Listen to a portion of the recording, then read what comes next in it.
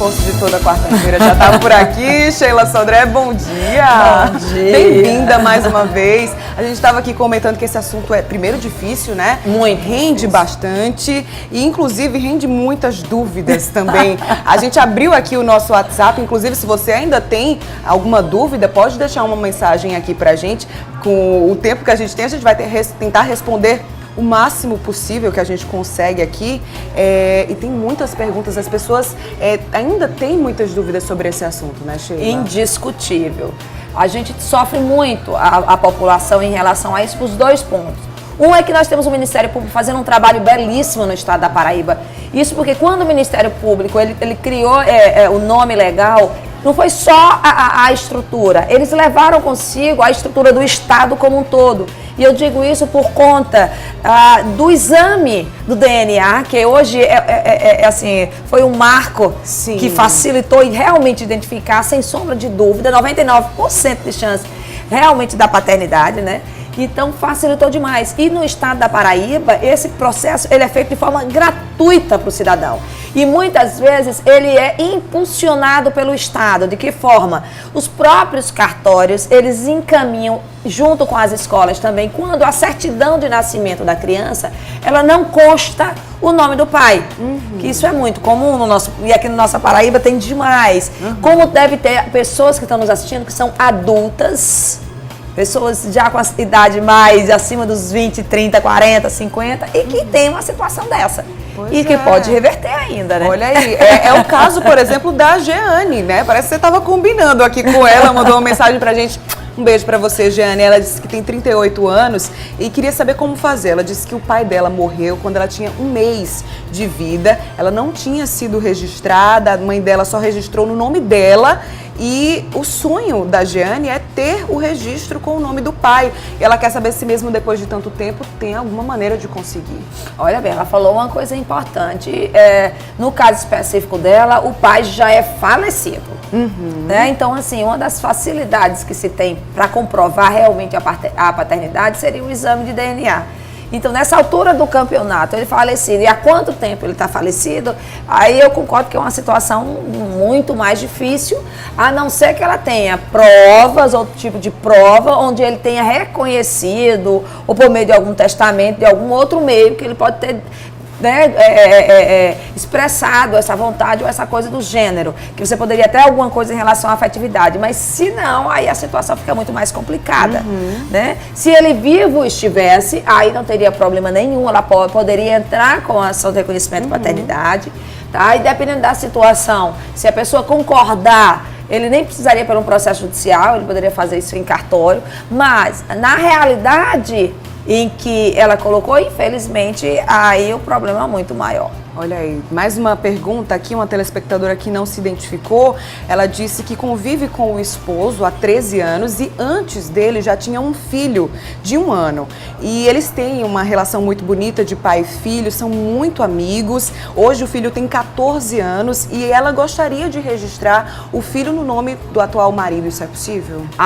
Eu não sei se você está lembrada, mas nós tivemos aqui como reforço um estudioso desse assunto, né, que falou com o Dr. Rodrigo, que ele falou muito bem sobre esse tema, explicou sobre essa questão da paternidade socioafetiva, que ele pode fazer de livre e espontânea vontade, isso em cartório, sem necessidade, né, de um processo judicial, se ambas as partes estão de acordo em relação a isso. Às vezes surge um grande problema quando o pai biológico discorda disso.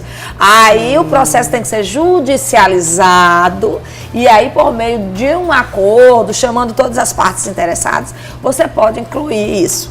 Mas a grande questão é, a criança, ele tem o direito, porque aí o Ministério Público faz isso muito bem, de proteger isso, esse direito da criança de saber realmente quem é o seu pai biológico, né? E se ele tem um pai socioafetivo, um pai que foi por um processo de adoção, dele mesmo assim é direito da criança, porque em algum momento ele pode sentir essa necessidade de identificar, de saber quem é o seu pai biológico. Entendi. Mais uma pergunta aqui, ó, a pessoa também não se identificou, ela já é o contrário, ela tem marido atualmente e esse marido tem um filho de um outro relacionamento, a criança está registrada no nome dele, mas esse rapaz, ele tem dúvidas sobre ser ou não o pai da criança. Então, a mulher gostaria de saber se o pai pode pedir na justiça o teste de DNA e se esse teste é gratuito.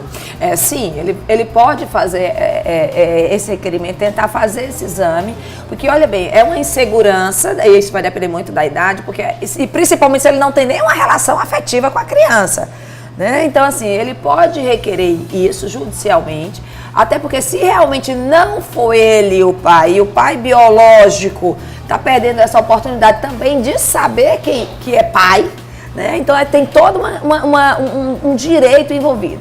Lembrando que a Justiça, o Ministério Público, ele tem um papel fundamental de proteger o menor. Num impasse desse, Bruna, a proteção e o direito vai pesar para o menor. Se for trazer trauma, se for trazer grande dor para a criança, tá? O Ministério Público, ele mantém essa afetividade, tá? Essa paternidade afetiva. Mas é aquela história, tem coisas que não é imposta, a não ser que você né, indicado aí para fazer um teste de DNA num processo desse do nome legal, né? A mãe indica que é você o pai do meu filho, você é chamado numa ação judicial para ir fazer o teste de DNA e você, eu me recuso a fazer, não é meu, eu não conheço essa pessoa, eu me recuso a fazer. Você só consegue se livrar realmente, Bruna, dessa responsabilidade se você tiver prova contundente de que você não é o pai. Nunca morou nessa cidade, nunca viajou, nunca... Porque senão, se você se recusa, vai pela presunção. Entendi. E o seu nome vai estar no registro. Olha e as aí. responsabilidades, que é essa parte bacana do Ministério Público, que não é só atrás do nome legal. Esse é o objetivo maior desse trabalho do Ministério Público. Mas é que quando elas fazem essas ações e realmente quando vem os resultados do DNA e reconhece a paternidade, que por sinal, alguns casos que eu já tive a oportunidade de entrevistar, na época, a promotora que era responsável por isso, ela disse que em vários casos, nesse momento, às vezes o pai não realmente é meu, nem precisa fazer o teste de DNA. Olha aí. E como ela brinca, às vezes a criança olha a cara de um. Não tem nem então, como, assim, né? É uma importância muito grande realmente ter o nome, não só por uma questão de você, como indivíduo, saber as suas origens, tá? Mas como toda uma responsabilidade que se tem da paternidade. Olha aí, inclusive falando nisso, ó, aqui na tela tá passando o número, né, o contato do projeto Nome Legal, caso você queira saber mais informações, tirar mais dúvidas, pode dar uma ligada para lá. Sheila, obrigada, viu, pela sua participação. Nosso WhatsApp aqui tá lotado de perguntas, se você ainda tiver um tempinho para responder, o pessoal aqui, ó, aproveitar para mandar um beijo para vocês, viu? Pela interação, pela participação aqui no programa. Obrigada, Sheila, mais uma vez. Eu quero realmente parabenizar o Ministério Público. É um projeto do Ministério Público e eu sou apaixonada.